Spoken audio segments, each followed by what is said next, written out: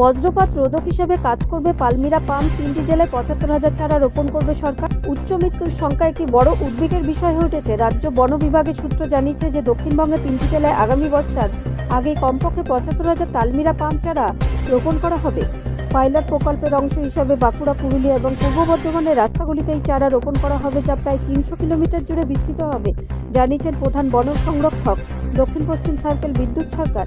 তবে বজ্রপাতের হুমকির তাৎক্ষণিক সমাধান হিসাবে এই রোপণ করা হবে না, কারণ তালমিরা পাম গাছগুলি সম্পূর্ণরূপে পরিপক্ক হতে ৩০ বছর সময় নেয় এবং ৪০ বছর পর্যন্ত ফলন অব্যাহত রাখে। তবুও বন বিভাগ এই উদ্ভিদটিকে প্রকৃতির ত্রাণকর্তা হিসাবে পুনর্জীবিত করার প্রচেষ্টা গ্রহণের দৃঢ়প্রতিজ্ঞ। যেহেতু প্রতি বছর বজ্রপাতের ঘটনা বৃদ্ধি পাচ্ছে, তাই এই উদ্বেগটি ভবিষ্যৎ প্রজন্মের জন্য উপকারী হয়ে উঠবে।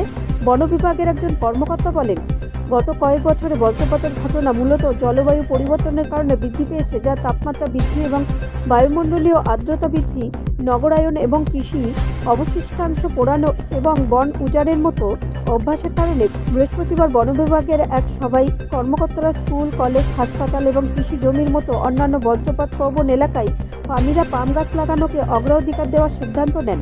বাঁকুড়া, পুরুলিয়া এবং পূর্ব বর্ধমানে ১০০ কিলোমিটারের প্রতিটি অংশে ৪ মিটার ব্যবধানে চারা রোপণ করা হবে।